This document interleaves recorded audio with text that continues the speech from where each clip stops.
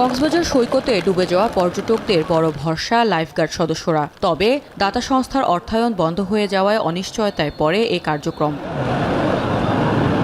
এবার lifeguard service চালু রাখতে বিকল্প অর্থায়নের উদ্যোগ নিয়েছে জেলা প্রশাসন। এনজিও ও নতুন দাতা সংস্থার সহায়তার পাশাপাশি স্থানীয় হোটেল মালিকদেরও এগিয়ে আসতে বলা হয়েছে। একটা রুলস করে দিতে হবে, একটা আদেশ করে দিতে হবে। ওই রুলস এবং আদেশ এবং ফিয়ের মতো করে দিতে হবে। এটা জেলা প্রশাসন মধ্যে বিচ ম্যানেজমেন্ট কমিটির আলোচনায় অথবা আইন শৃঙ্খলা আলোচনায় এই প্রবলেমটা সলভ করে নেবেন। কীভাবে করবেন খুব জরুরি ভিত্তিতে ওই মিটিংয়ে আমিও থাকবো এবং এটা যেন শক্তভাবে যেন এটা হয়, নিশ্চিত হয়, এটা আমরা উদ্যোগ নিব।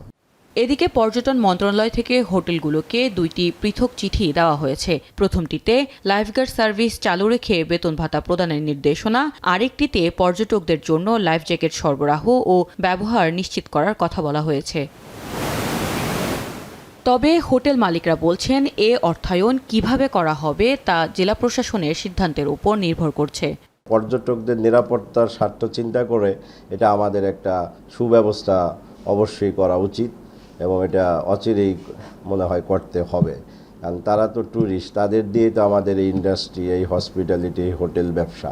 আমরা এই মন্ত্রণালয়ের নির্দেশনা সম্পর্কে সবাইকে অভিহিত করে লাইফ জ্যাকেট নিশ্চিত করা, সতর্কবাণী টাঙিয়ে রাখা ইত্যাদি সিদ্ধান্ত নেব এবং কার্যকর ব্যবস্থা গ্রহণ করব।